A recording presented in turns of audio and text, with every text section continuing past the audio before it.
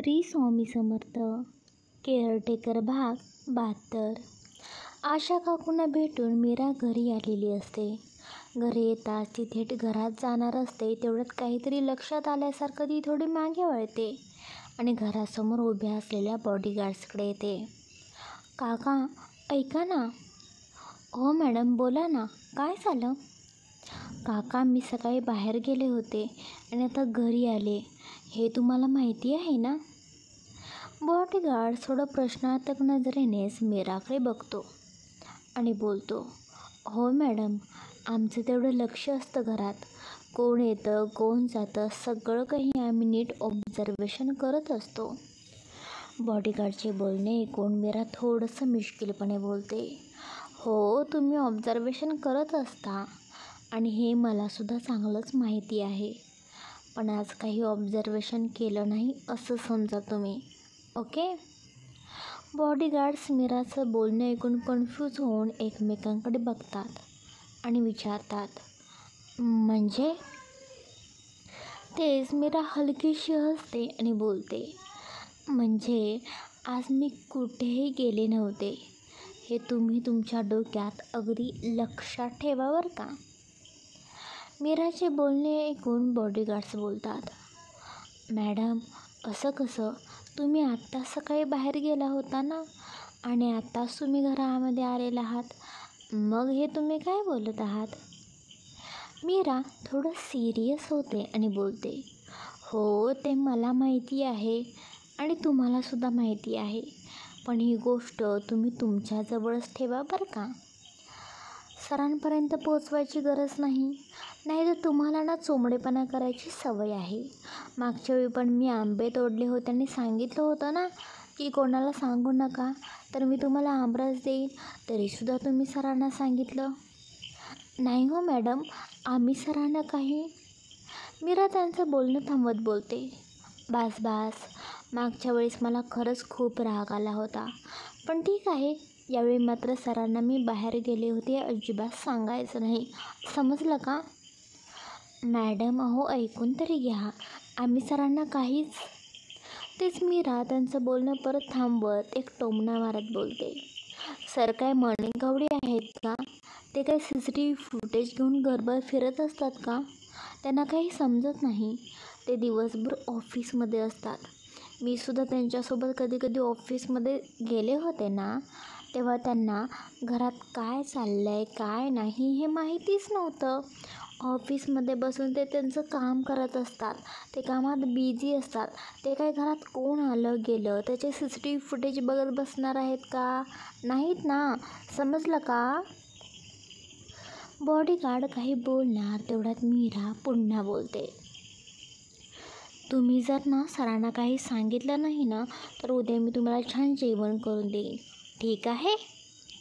Mira direct त्यांना एक धमकीच देत होती. हे बोलून मीरा घरात निघून जाते. इकडे मात्र ते दोन बॉडीगार्ड्स एकमेकांकडे बघतात. एकमेकांच्या चेहऱ्यावर संभ्रम आणि गोंधळ झळकत असतो.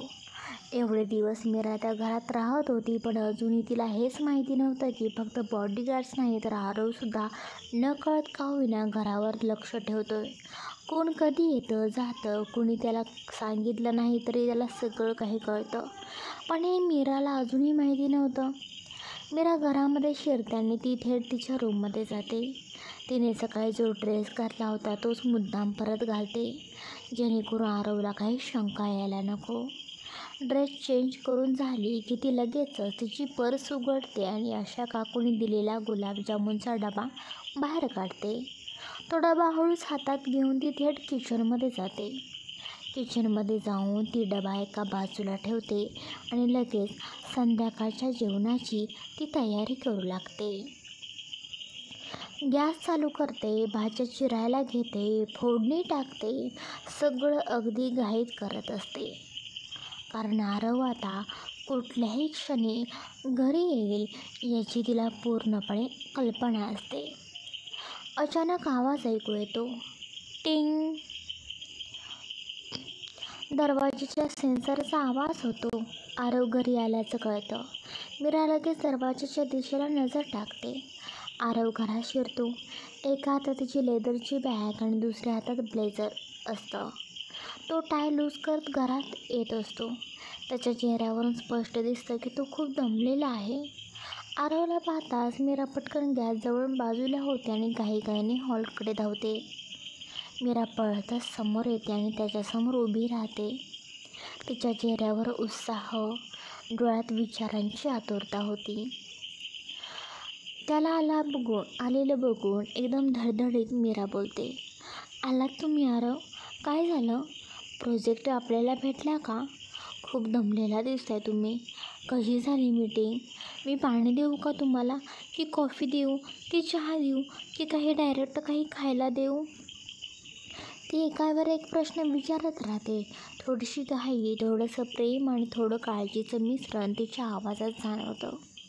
आरव थांबतो, तिच्याकडे बघतो.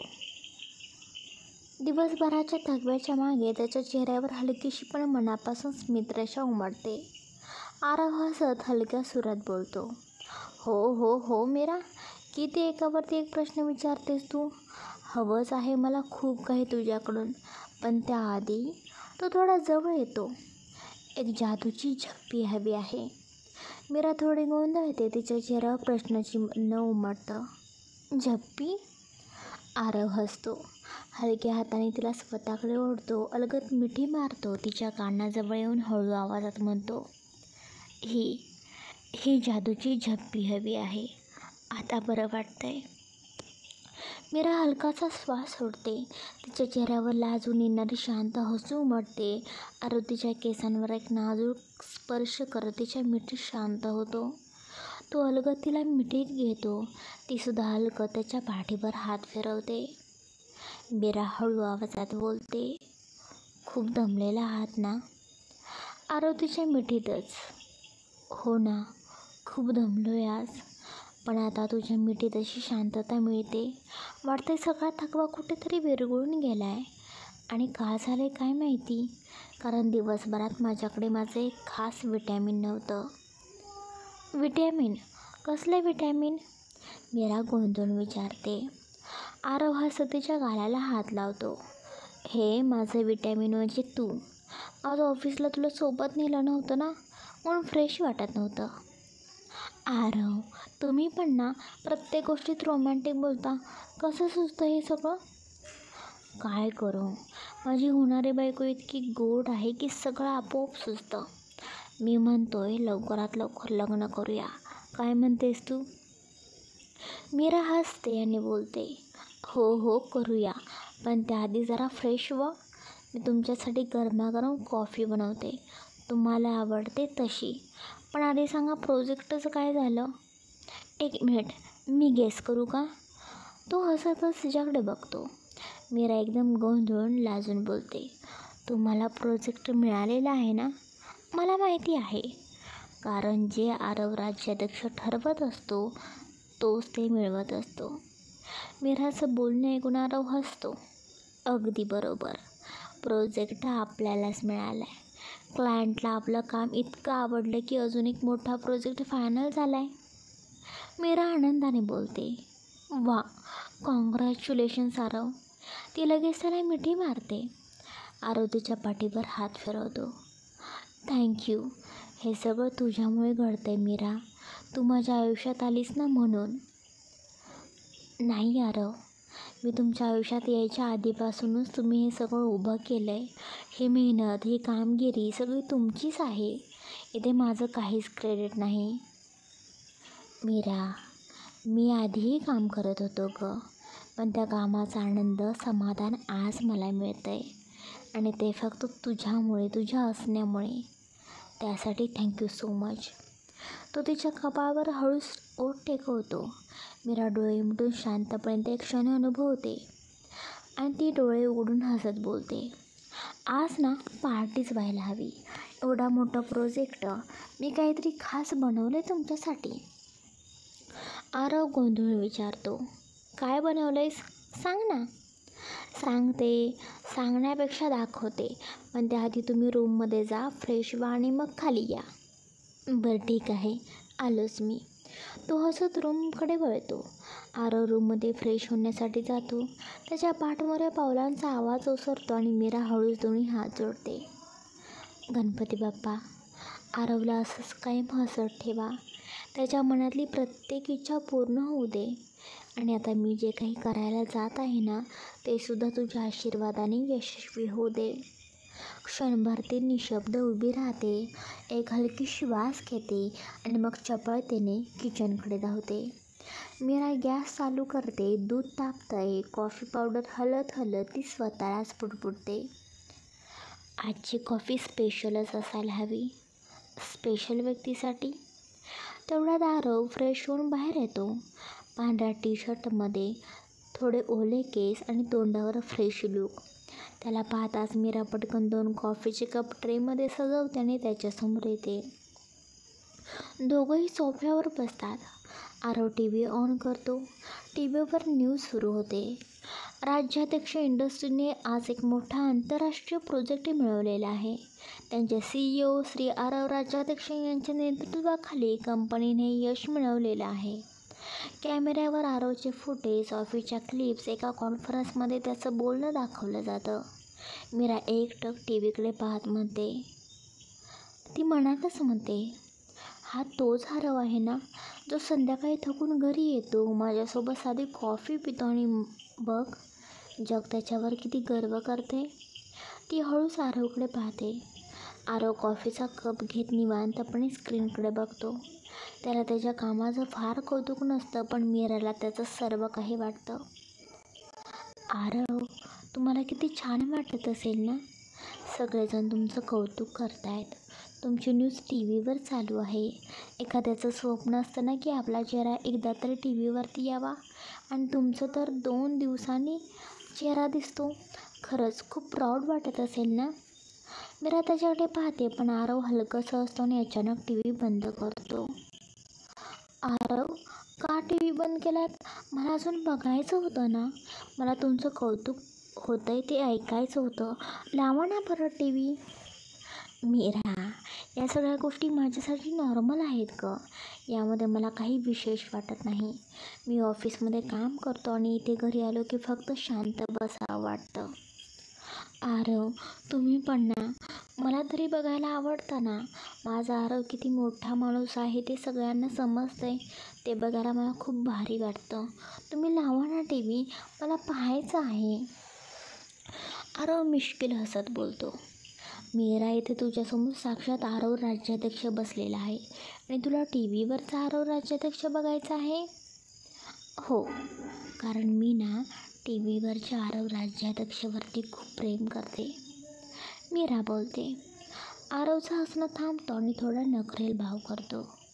ओ, असं आहे का? मग ठीक आहे, तू बघ बस TVवरची आरव राज्याध्यक्षला. इथे तुला माझी काही गरज नाही ना. मी निघतो. तो कॉफीचा कप उचलतो आणि उठतो. मीरा अचानक गोंधून त्याचा हात पकडते. अरे अरे, लगेच काय चिडताय? मी मस्करी केली ना. तुम्ही सतत माझी मस्करी करत असतात तेव्हा काही नाही, आणि मी थोडीशी केली तर लगेच चिडता. आरव तिच्याकडे बघतो. चेहऱ्यावरती थोडं हसू येतं. ए वेड्याबाई, मी सुद्धा मस्करीच करत होतो. दोघंही काही क्षण एकमेकांकडे बघून खळखळून हसतात. मीरा, तू तर म्हणाली होतीस की माझ्यासाठी काहीतरी स्पेशल बनवलंयस, आणि इथे आलीस काय फक्त एक कॉफीचा कप घेऊन? आरव हलकासा हसतो आणि त्याच्या डोळ्यात मिश्किल चमक येते. तेच मीरा लाजून कपाळावरती हात मारत बोलते. अरे देवा, खरंच ना, तुमच्या नादात मी सगळं विसरूनच गेले. थांबा थांबा, मी लगेच घेऊन येते. ती गडबडीत उठते आणि पळतच किचनकडे जाते. मीरा हळूच कोपऱ्यात ठेवलेला तो डबा उचलते. अशा काकूंनी प्रेमाने दिलेल्या ज्यात आरवचे आवडते खव्याचे गुलाबजामुन असतात. डबा उचलताना मीराला एक विचार टोचतो. नाही, हा डबा तसाच आरवसमोर नेला तर? त्याला काही शंका आली तर? नाही, काहीही करून त्याला कळू नये की हे गुलाबजामुन मी बनवलेले नाहीत आणि काकूंनी दिलेले आहेत. ती पटकन निर्णय घेते. डबा बाजूला ठेवते आणि त्या मध्यम आकाराच्या बॉलमध्ये गुलाबजामुन काढते. त्यावर हलकंसं ड्रायफ्रूट शिंपडते आणि एक चमचा ठेवते.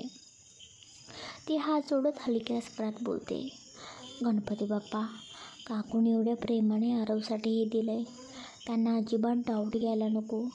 प्लीज बाप्पा. ती एक खोल श्वास घेते, मग बाऊल हळूच ट्रेमध्ये ठेवते. त्याच्यासोबत एक छोटी टिश्यू पेपर ठेवते आणि हळूहळू हॉलमध्ये जाते. आरव हलक्याच कपाळावरती हात ठेवून बसलेला असतो. त्याच्या मनात विचार चालू असतो, तिने नेमकं काय बनवलं असेल. काहीतरी खास म्हणाली होती.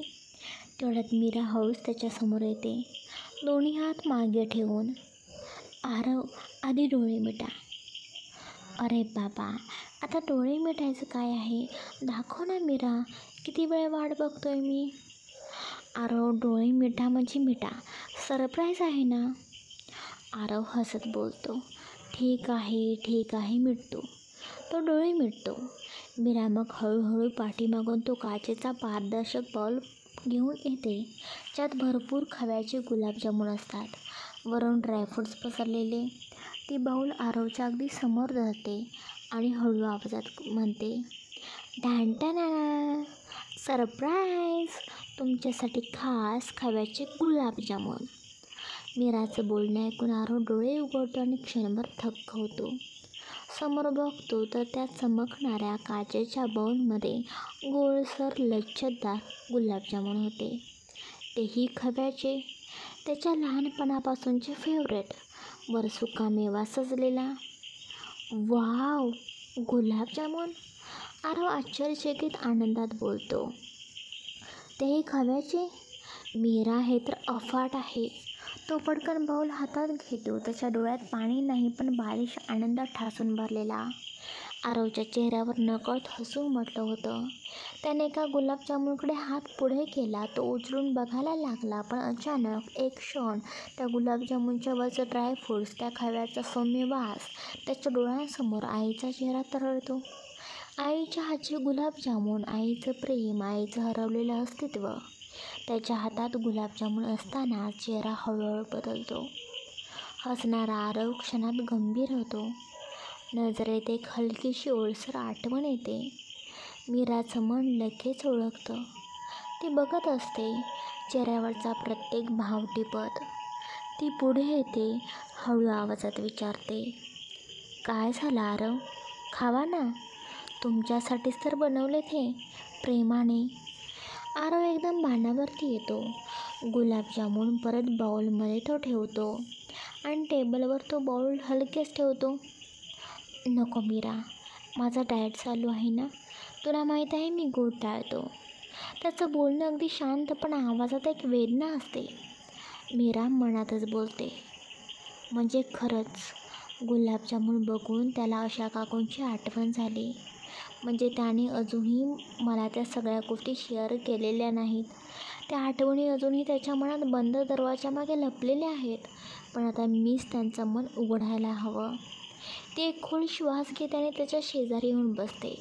हळूच त्याचा हात आपल्या दोन्ही हातांनी धरते आणि शांतपणे प्रेमाने म्हणते, आरव, गुलाबजामुन बघून तुम्ही खूप खुश झालात ना, मग अचानक असं तुम्ही तोंड पाडून का बसलेला आहात, का?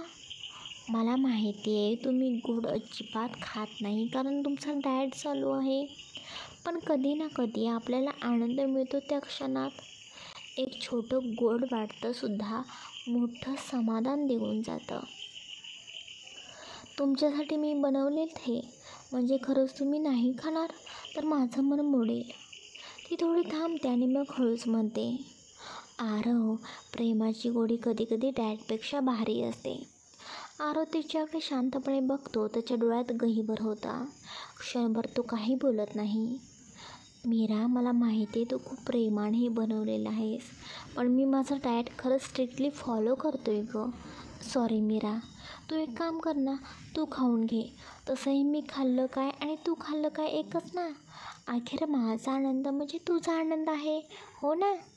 माझं थोडं काम आहे म्हणून मी वर रूममध्ये जातो आहे. एवढं बोलून तो वळतो आणि निघू लागतो. आवाजात ताठेपणा असतो, पण नजरेत हलकीशी घुसमट असते. मीरा मात्र जागेवरच थिजलेली. आरव तसाच निघतोय, तिचं मन मोडतं. ती थरथरत्या आवाजात बोलते, आरव प्लीज. तो थांबतो. पाठमोरा उभा होता. तुमच्यासाठी बनवलंय ना आरव मी हे. ती थोडी मुद्दाम रडवलेल्या आवाजात बोलते. मग इथे एक तरी खा ना, टेस्ट तरी करून बघा. एवढं काय, माझ्यापेक्षा तुमचं डाएट महत्त्वाचं. अगं मीरा, एवढं काय इमोशन्स होते तू.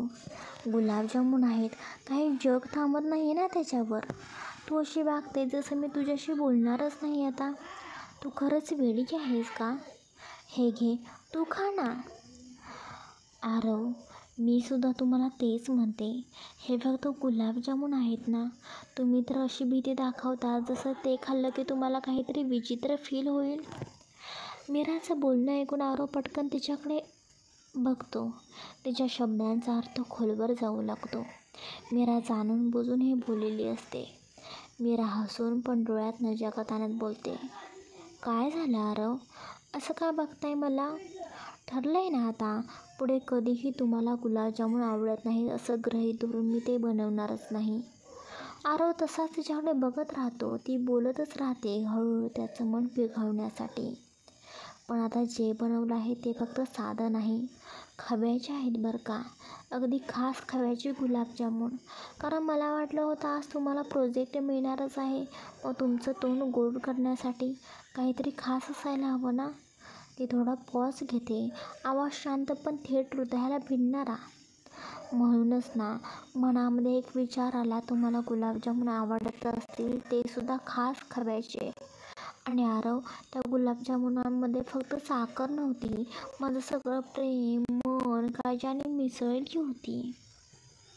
आरव त्या बाऊलकडे बघतो, पण त्याचं लक्ष त्या गुलाबजामुनवर नसतं. त्याच्या डोळ्यात ओढ, आठवण आणि एक अधुरी जाणीव स्पष्ट दिसत असते. मीरा मात्र काहीच न बोलता त्याला फक्त बघत राहते. तिला कळून चुकलेलं असतं, तो आता इथे नाही, तो आपल्या लहानपणीच्या आठवणींमध्ये कुठेतरी हरवलेला आहे. लहान होतो मी, शाळेत परीक्षेत पहिल्यांदा गुणांनी पास झालो होतो. आईने एकदम खुश होऊन स्वतःच्या हाताने खव्याचे गुलाबजामुन बनवलेले होते. त्या दिवशी ते गुलाबजामुन गोड लागले होते, पण तेवढं गोड फक्त साखरेमुळे नव्हतं. त्या गोडव्यामध्ये प्रेम होतं, कौतुक होतं आणि एका आईसारखी काळजी होती. आणि आज इतक्या वर्षांनी तोच वास. आरव, आता काही कारण सांगू नका. नाही काही डाएट.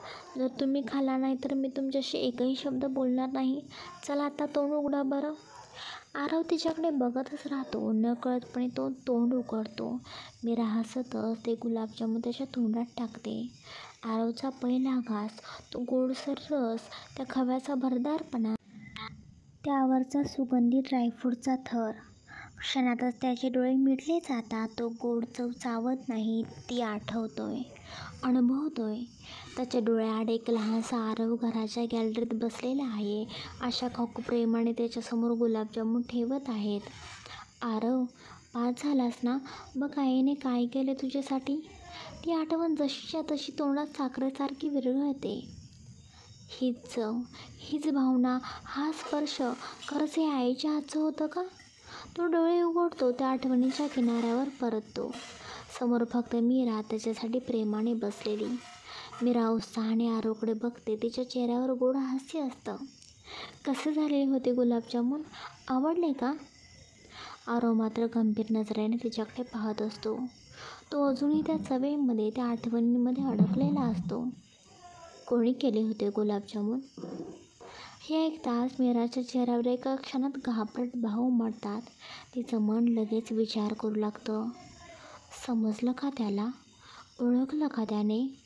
ती विचारांमध्ये हरवलेली असताना आरव परत विचारतो, मीरा, कोणी केलं होतं हे. मीरा पटकन भानावरती येते, थोडं लाजून, थोडं घाबरत.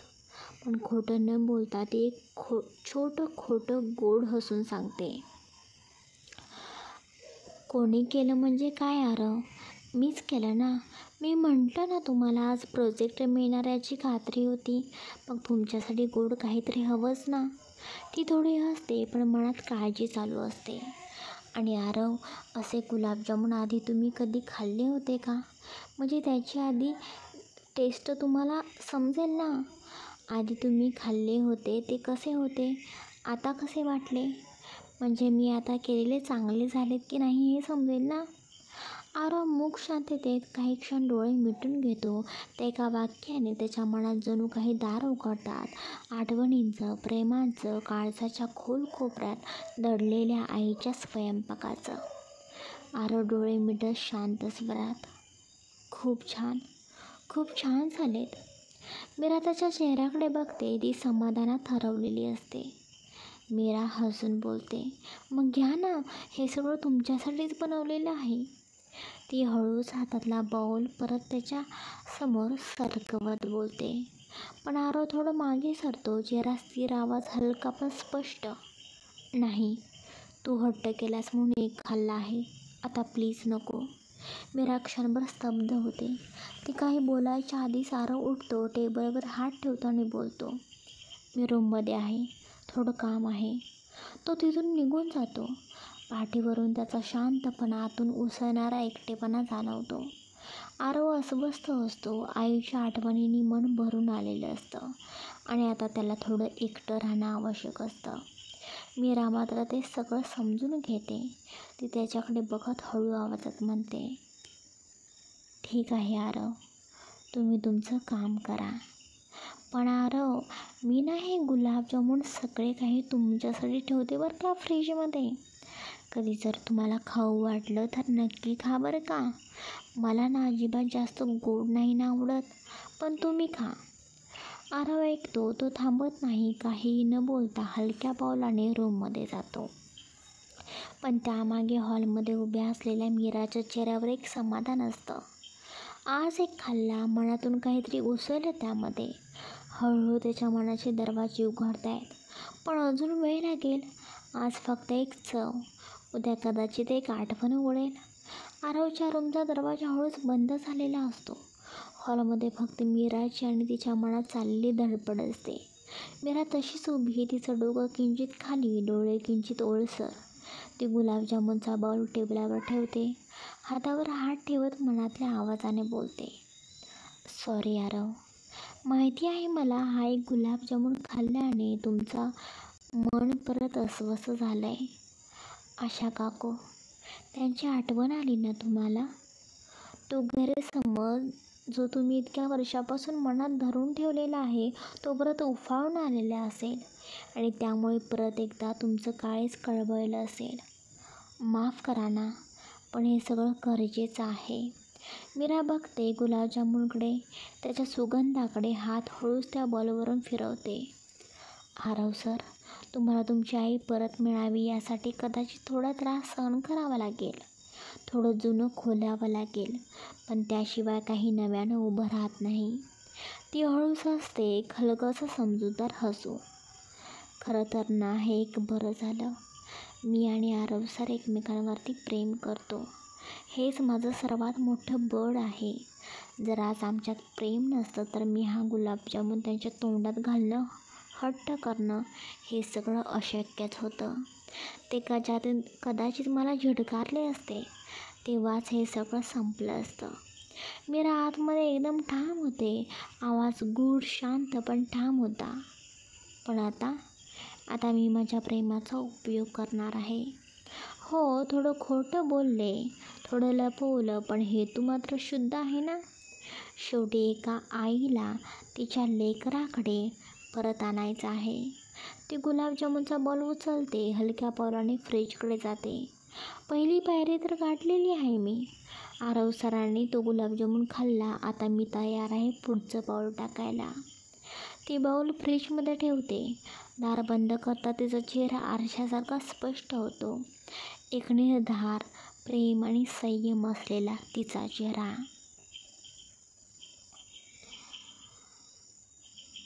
चल मीरा, आरंभ केला आहेस, आता शेवटसुद्धा तूच गाठायचास.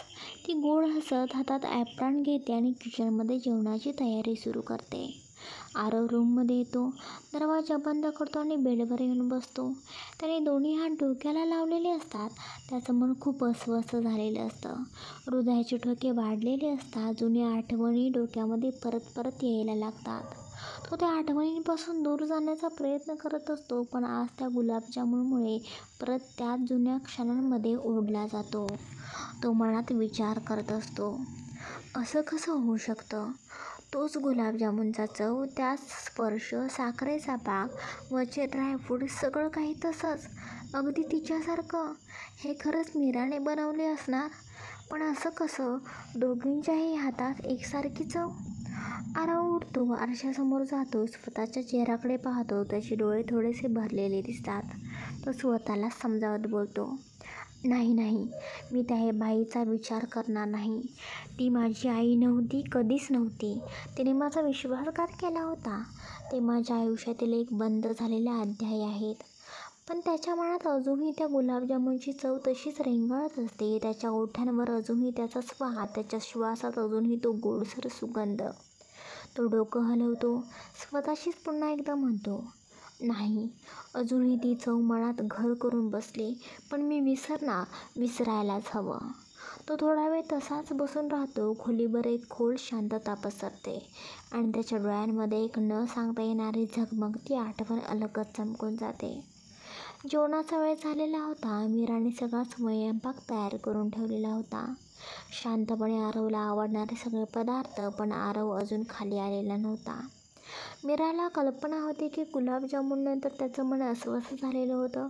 त्याचं मन अजूनही कुठल्याही खोल आठवणीत अडकलं होतं. पण ती माघार घेणार नव्हती. आज ती त्याच्या मनाच्या त्या दरवाजाजवळ उभी होती, हलकासा आधार बनून. ती हळूच आरवच्या रूमच्या जवळ येते. दरवाजा बंद होता. मीराने अलगदपणे दरवाजावर हात ठेवला आणि एक हलकी टकटक केली. आत आरव बेडवर बसलेला होता, डोळे बंद, पण ओलसर, नकळत अश्रू आले होते. त्याला समजलं मीरा बाहेर आहे. तो पटकन उठतो, चेहरा पुसतो, आरशासमोर उभा राहून स्वतःला सावरतो. मग दरवाजा उघडतो. दरवाजापाशी उभी मीरा त्याचा चेहरा बघते आणि त्याच्या डोळ्यात सगळं काही भासते. कितीही लपवण्याचा प्रयत्न केला असला तरीही प्रेमाने पाहणाऱ्या डोळ्यांना काहीच लपून राहत नाही. त्याचे डोळे सांगून गेले होते की त्याच्या आत अजूनही वेदना खोलवर दडलेल्या आहेत. काय झालं मीरा? आरव विचारतो. मला कुठे काय झालंय? मी तुम्हाला फक्त जेवायला बोलवायला आले होते. बघा ना, तुम्ही कामात एवढे गुंतलेलं होतं की 8:30 वाजून गेले. चला ना खाली, मला खूप भूक लागलेली आहे. अरे हो, आलोच. तू पुढे जा, मी आलो. मीरा मान डोलावते आणि खाली निघून जाते. आरव काही क्षण उभा राहतो आणि तिच्या पाठमोऱ्या चालत त्या आकृतीकडे बघतो. तोही हळूहळू खाली उतरतो. मला माहिती आहे आरव, आज मी तुम्हाला त्रास दिला आहे, तुमच्या जुन्या आठवणी जाग्या केलेल्या आहेत. पण या वेदनेतून एक नवं नातं तयार होणार आहे, एक नवीन सुरुवात, आणि त्यासाठी मी कोणतंही पाऊल घ्यायला तयार आहे. आशा काकूंनी मीराला आधीच सांगितलं होतं की आरवला नेमकं काय काय आवडतं, कोणते पदार्थ, कोणत्या पद्धतीने, कोणत्या चवीनं. पण आज मीरा त्या यादीतून काहीच बनवत नाही. नाही, एकाच दिवशी त्याच्या मनाला सगळं उगाळून काढायचं नाही. रोज एक आठवण, रोज एक एक कवडसा. आज पान फक्त गुलाबजामुनचं. जेवण तयार होतं, साधं पण चविष्ट. त्याच्या डाएटचा, पसंतीचा अंदाज ठेवून सगळं तयार केलेलं असतं. आरव खाली येतो, टेबलावर बसतो. मीरा त्याच्या बाजूला बसते. दोघंही काही क्षण शांत. मग मीरा हसत बोलते, आरव, तुम्हाला माहिती आहे का, मी ना अजूनसुद्धा तुमच्यासाठी काहीतरी गोडधोड खास बनवणार होते. पण मग विचार केला, आज तर गुलाबजामुन बनवलेत, मग राहू दिलं. एका दिवशी एवढं सगळं गोड करायचं नाही म्हटलं. गुलाबजामुन अजूनही फ्रीजमध्ये आहेत बरं का. आणि आता मलासुद्धा गोड खायचं नाही. पण तुम्हाला नंतर खावं वाटलं ना तर खावा, तुमच्यासाठीच ठेवलेत. मीराने मुद्दामच फ्रीजमध्ये गुलाबजामुन ठेवलेले आहेत असं आरवला सांगितलं होतं, कारण तिच्या मनात एकच हेतू होता, आरवने ते गुलाबजामुन खावेत. इकडे आरव फक्त हं इतकंच म्हणतो आणि लगेच विषय बदलण्यासाठी बोलतो, मीरा, जेवताना किती बोलशील गं? हो, जेवते ना मी. मीरा हसून उत्तर देते आणि दोघंही एकत्र शांतपणे जेवण करतात. आरवने लक्षात न आणल्यासारखं केलं, पण मीराच्या डोक्यात पुढचा एक प्लॅन तयार होता. आरव, तुम्ही खूप दमला असाल नाही का? चला तुम्ही रूममध्ये जाऊन आराम करा. दिवसभर एवढं प्रोजेक्ट, त्याचं काम सगळं, आता आराम तर हवाच. मीही किचन आवरून माझ्या रूममध्ये जाईन. बरं, चालेल, आरव बोलतो. आरव थोडं थकल्यासारखा वाटतो आणि न बोलता त्याच्या रूममध्ये निघून जातो. इकडे मीरा किचन पटकन आवरते. जे काही फ्रीजमध्ये गुलाबजामुन ठेवले होते ती हळूच बाहेर काढते आणि किचनच्या एका कोपऱ्यात ठेवते. खरं तर मीराने ते गुलाबजामुनचा बाऊल अगदी सहजपणे आरवला दिसेल अशा ठिकाणी ठेवलेला नव्हता. उलट तो किचनच्या एका कोपऱ्यात जरा लपवून ठेवलेला होता, अगदी जणू एखादं गुपित. आरव जर खरोखरच त्या आठवणीने हललेला असेल तर खरंच तो येईल आणि त्या गुलाबजामुनला शोधेल, थोडा वेळ घालवेल, कदाचित स्वतःशी झगडेल आणि मग त्या आठवणींपेक्षा प्रेम जिंकेल का हे पाहायचं होतं मीराला. जर आरव त्या आठवणींना मागं टाकून त्या गुलाबजामुनसाठी पुन्हा किचनमध्ये येणार असेल, तर ते लपवलेलं असूनसुद्धा त्याच्या नजरेला शोधणार असेल, तर मला कळेल की त्याच्या मनातली कटुता हळूहळू विरघळत चाललेली आहे. ही चाचणी होती त्याच्यासाठी आणि तिच्यासाठी सुद्धा. मीरा मग थोड्या शांत पावलाने तिच्या रूममध्ये जाते. ती आता थकलेली होती, पण मनात एक शांत आशा जागी होती. सकाळी उठल्यावर बघेन गुलाबजामुनची वाटी रिकामी झाली का, कदाचित उत्तर मिळेल. ती डोळे मिटते आणि उशीवर चेहरा टेकवत हळूच हसते. आजच्या दिवसाची पहिली पायरी तिच्या प्रेमाने, संयमाने आणि शहाणपणाने पार केली होती. तिच्याकडे आरव बेडवर पडून होता, पण झोप काही केल्या येत नव्हती. एक गुलाबजामुनची ती चव, त्या एका घासात असलेलं ओलाव्याचं प्रेम, तो स्पर्श, तो सुगंध आणि ती चव सारखी त्याच्या मनात फिरत होती. ती चव घालवण्यासाठी त्याने पाणी पिलं, पण ती चव जात नव्हती. तो बेडवरून सरळ उठतो आणि स्वतःच्या डोक्यावर हात ठेवतो, डोळे मिटतो. त्याचं हृदय वेगाने धडधडत होतं. एकच विचार पुन्हा पुन्हा डोक्यात घोळत होता. अशीच चव, अगदी लहानपणी आई तिने असं कधी बनवलं होतं. अचानक काही विचार न करता तो उभा राहतो. त्याचे पाय जणू आपोआप किचनकडे वळतात. त्याला आठवतं मीरा म्हणाली होती फ्रीजमध्ये गुलाबजामुन आहेत.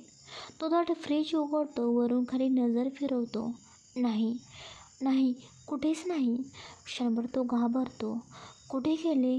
मीरा तर म्हणाली होती.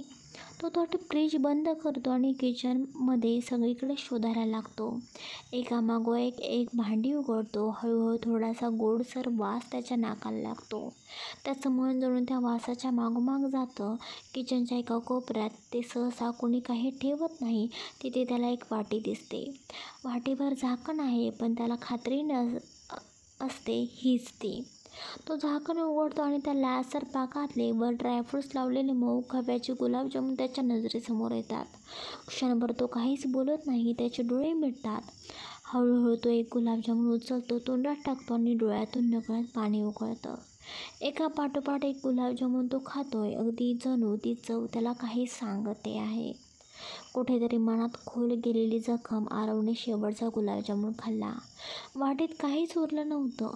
तो बाऊल अलगद बाजूला ठेवतो, हात धुतो, चेहरा पुसतो. तेवढ्यात मीराला तहान लागते आणि तीसुद्धा आपल्या रूममधून बाहेर येते. तिच्या रूममध्ये पाणी संपलेलं असतं, म्हणून ती किचनमध्ये जाते. किचनमध्ये पाऊल टाकताच तिचं लक्ष समोर आरवकडे जातं. तो समोरच उभा असतो. ती थबकते. क्षणभर दोघांच्याही नजरा एकमेकांवरती थांबतात. आरव थोडासा गोंधळलेला, त्याच्या चेहऱ्यावर हलकीशी भीती. आता ती विचारणारच, मी इतक्या रात्री किचनमध्ये काय करतोय? आणि हे रिकामं बाऊल, समजलीस की काय गोष्ट? मीरा एकदम शांतपणे विचारते. आरव, एवढ्या रात्री किचनमध्ये तुम्ही? काही विशेष? आरव क्षणभर गप्प, मग हसण्याचा बनाव करत म्हणतो, अगं माझ्या रूममध्ये पाणी संपलं होतं, तहान लागली होती, म्हणून पाणी घ्यायला आलो होतो. तो बोलतो खरा, पण मीरा मात्र आता त्याच्या मागे ठेवलेल्या त्या रिकाम्या गुलाबजामुनच्या बाऊलकडे पाहते. तिच्या चेहऱ्यावर हलकंसं हसू उमटतं. तिला कळालेलं असतं प्लॅन यशस्वी झालाय, पण ती काहीच बोलत नाही, फक्त हसत म्हणते, बरं थांबा, मी तुम्हाला पाणी देते. ती समोरच्या कॅबिनेटमधून एक बाटली भरते, त्याच्या हातात देते आणि स्वतःसाठी एक बाटली भरते. आरव शांत असतो, थोडा अवघडलेला असतो, पण आतून त्यालाही कदाचित हसू येतं. निःशब्दतेत ते दोघं पुन्हा त्यांच्या रूमच्या दिशेने चालायला लागतात. आरव रूमच्या दरवाजाजवळ पोहोचतो. तेवढ्यात मीरा हळूच म्हणते, पाणी प्याने आता निवांत झोपा. Good night. ते तिकडे आरव अचानक थांबतो. मीरा, 1 मिनिट. तो अलगदपणे बोलतो. हं, काय झालं? मीरा थोडी आश्चर्यचकित होत विचारते. मीरा, तू माझ्या रूममध्ये येशील का थोडा वेळ? आरव थोडाच हळवा होऊन विचारतो. मीरा गोंधळते. मी? का? आज काय एवढ्या रात्री? आणि तुम्ही मला तुमच्या रूममध्ये बोलवताय? म्हणजे आपलं ठरलेलं होतं ना लग्नाशिवाय आपण एका रूममध्ये? आरव तिचं वाक्य शांतमध्ये मध्येच तोडतो. हो मीरा, मला माहिती आहे. लग्नाआधी आपण एका रूममध्ये झोपायचं नाही, पण मला फक्त थोडा वेळ झोप येईपर्यंत तू सोबत राहशील का प्लीज? त्याचा तो हळवा आणि थोडासा तुटलेला स्वर मीराच्या काळजात जाऊन बसतो. ती हलकी हसते. त्याच्या डोळ्याकडे बघत्याने बोलते. आरव, प्लीज का म्हणताय तुम्ही? तुम्ही हक्काने मला बोलवा, मी येईनच ना. मग ती स्वतःहून पुढे होते. आरवच्या हाताला हलकं धरून त्याच्या बाजूला करते आणि थेट त्याच्या रूममध्ये जाते. आरव तिच्याकडे प्रेमाने बघतो. तो पाण्याची बाटली उचलतो, एक घोट घेतो आणि टेबलावर ठेवतो. तेवढ्यात मीरा बेडवर बसलेली असते. आरवही तिच्या शेजारी बसतो आणि क्षणभर न बोलता अलगद आपलं डोकं तिच्या मांडीवरती टेकवतो. ती काहीही विचारत नाही, कारण तिला माहिती असतं काही वेळा माणसाला शब्दांपेक्षा अधिक स्पर्शाची गरज असते, शांततेची, प्रेमाची, उपस्थितीची. मीरा हळूच त्याच्या केसांवरून हात फिरवते. तिची बोट थरथरतात, पण मन मात्र स्थिर असतं. ती त्याच्या कपाळावरून हात फिरवत हळूहळू त्याला धोपटते, अगदी एखाद्या आईप्रमाणे. आरव शांत असतो, डोळे मिटलेले, पण त्या स्पर्शामध्ये त्याला काहीतरी जाणवतं, काहीतरी विसरलेलं, काहीतरी ओळखीचं. आई. तो त्या मीराच्या मांडीवर टेकलेला, त्या स्पर्शामध्ये हरवलेला आणि तसाच हलकेच झोपी जातो. मीरा त्याचं डोकं थोपटत फक्त त्याच्याकडे पाहत राहते. आरव शांत झोपलेला असतो. त्याचं डोकं अजूनही मीराच्या मांडीवरती टेकलेलं असतं. त्या झोपलेल्या शांत चेहऱ्याकडे बघत मीरा अलगद हसते, पण डोळ्यात मात्र एक न बोललेली काळजी असते. ती हलक्या आवाजात त्याच्याशी हळूहळू बोलते. आरव, फक्त थोडे दिवस, हो फक्त थोडे दिवस तुम्हाला स्वतःशी एक लढा द्यावा लागेल. त्या जुन्या आठवणी पुन्हा एकदा तुमचं मन दुखावतील, तुम्हाला थोडं अस्वस्थ करतील, पण मी तुम्हाला आज वचन देते, हा त्रास फार काळ टिकणार नाही. ती त्याच्या गालावर हलका हात ठेवते. तिच्या नजरेत भरून आलेली माया उमटते. मी तुमचं सगळं दुखणं समजून घेईन आणि तुम्हाला तुमचं हरवलेलं घर, हरवलेली माया आणि तुमची हक्काची फॅमिली परत मिळवून देईन. ती गैरसमजाची गाठ तुमच्या मनात घट्ट झालेली आहे ना, ती मी एका विश्वासाच्या गाठीने, एका प्रेमाच्या नात्याने हळूहळू उकलून लावेन. मग ती हळूवारपणे आरवचं डोकं उचलते आणि अलगद उशीवर ठेवते. त्याच्या कपाळावर हलकी एक माया भरलेली बोचके ठेवते. सगळ्या लाईट्स बंद करते. दरवाजाजवळ थांबते. शेवटचं एकदा वळून त्याच्याकडे पाहते. आरव अजूनही झोपलेला असतो, पण त्याचा चेहरा शांत, निश्चिंत झाल्यासारखा असतो. Good night Aarav sir. Meera अलगद हसत म्हणते आणि दरवाजा सावकाश बंद करून तिच्या रूममध्ये जाते. त्या रात्री पहिल्यांदाच आरव कोणाच्या मांडीवर विसावून शांत झोपलेला असतो. चला गाईज, आजचा हा भाग कसा वाटला? गुलाबजामुनची ही खास गोष्ट मीरा प्रेमाने आरवच्या मनाला हलवणं आणि आरवने चोरून गुलाबजामुन खाल्लं, हे तुम्हाला कसं वाटलं? नक्की भरभरून कमेंट्स करून सांगा. जर हे दृश्य तुमच्या मनाला भिडलं असेल तर व्हिडिओला एक लाईक ठेवा, शेअर करा आणि आपल्या चॅनेलला सबस्क्राईब करायला विसरू नका. आणि हो, उद्याचा भाग अजूनही खास असणार आहे, कारण आरवच्या मनातली गाठ हळूहळू उकलायला सुरुवात होते. मीरा कितपत त्याचं मन जिंकू शकेल हे जाणून घेण्यासाठी उद्याचा भाग नक्की पहा. पुन्हा भेटूया, तोवर गुलाबजामुनसारखं गोड हसू आणि प्रेम पसरवत राहा. Good night, sweet dreams.